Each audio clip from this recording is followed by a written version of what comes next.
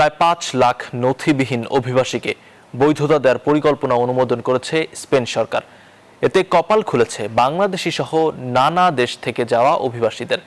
এই পদক্ষেপকে ন্যায় বিচার ও অর্থনীতির প্রয়োজন বলে আখ্যা দিয়েছেন দেশটির প্রধানমন্ত্রী পেদ্রো সানচেস। তবে বিরোধীদের তীব্র সমালোচনার মুখে পড়েছে এই উদ্যোগ। উন্নত জীবনের আশায় প্রবাস জীবন বেছে নেন বহু মানুষ। পরিবারের আর্থিক সচ্ছলতা ফেরাতে বিদেশের মাটিতে তাদের পরিশ্রম নজিরবিহীন। অভিবাসীদের এই অবদানকে স্বীকৃতি দিয়েছে ইউরোপের দেশ স্পেন। বসুন্ধরা টিস্যু অশুদ্ধতার বিরুদ্ধে এক বিন্দুও ছাড় নয়।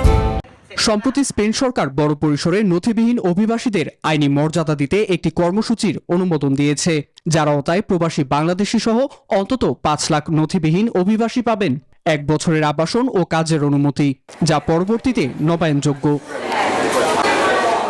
এছাড়াও থাকছে সামাজিক নিরাপত্তা, স্বাস্থ্যসেবা সুবিধা এবং ধাপে ধাপে পূর্ণ আইনি কাঠামোয় অন্তর্ভুক্ত হওয়ার সুযোগ। আবেদন শুরু হবে ১৬ এপ্রিল থেকে, চলবে জুনের শেষ পর্যন্ত।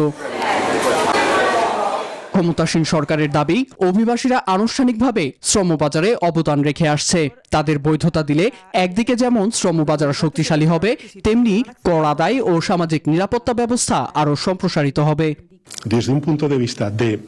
এটি শুধু অর্থনৈতিক প্রয়োজন নয়, তারা আমাদের দেশের সমৃদ্ধি ও সামাজিক সংহতিতে অবদান রাখছে। এই স্বীকৃতি তাদের অধিকার। তবে এই উদ্যোগের কড়া সমালোচনা করেছে বিরোধী পিপলস পার্টি। অভিযোগ, এটি অবৈধ অভিবাসনকে উৎসাহিত করবে। অন্যদিকে বিভিন্ন সামাজিক ও মানবাধিকার সংগঠন সানচেজ সরকারের পদক্ষেপকে ইতিবাচক হিসেবে দেখছে। থিঙ্ক ট্যাঙ্ক ফুঙ্কাসের তথ্য বলছে, স্পেনে প্রায় ৮,৪০,০০০ নথিবিহীন অভিবাসীর বসবাস, যাদের অধিকাংশই লাতিন আমেরিকা থেকে আগত। নীরব দাস, নিউজ 24।